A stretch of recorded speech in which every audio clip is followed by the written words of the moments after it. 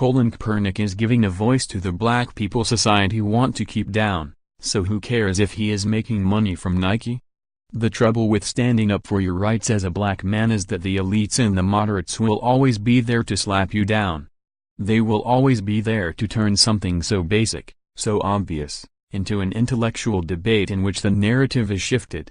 Can't appreciate the fact that Colin Kaepernick has a powerful platform in his fight against the corporate power of the NFL and its media allies?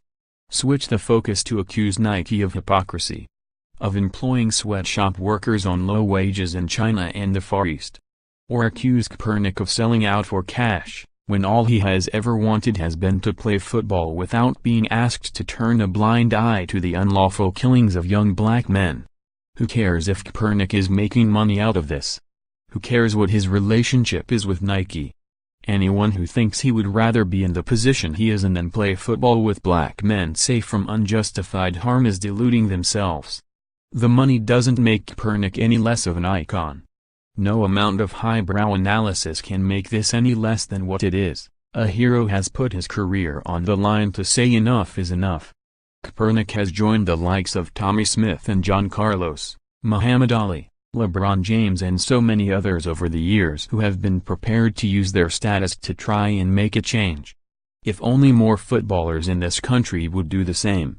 If only we did not have so many preferring to wait until they finished their careers before shouting the loudest. You would still never get, for example, a Premier League player to walk off the field and protest at racist abuse as Sully Montari did last year in Italy and Kevin Prince Boateng did 4 years previously. We would never have had an England player leave the field of play at the World Cup had they suffered any taunts in Russia. Thankfully the threat of any abuse never materialized as it had done so regularly in domestic and European competition over there.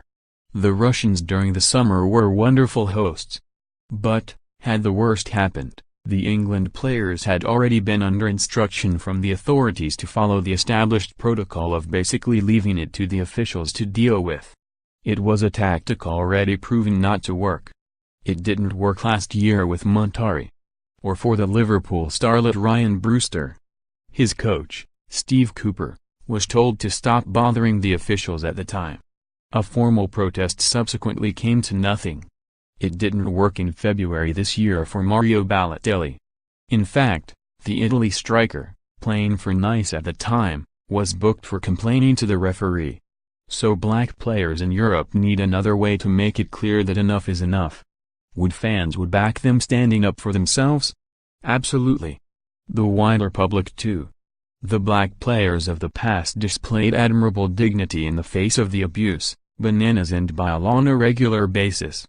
Now, however, it is time for action. For the kind of defiance that would receive widespread support. Ana Luco found that last year when she was applauded for sticking to her principles over her claims of racial abuse and the FA's inability to deal with it.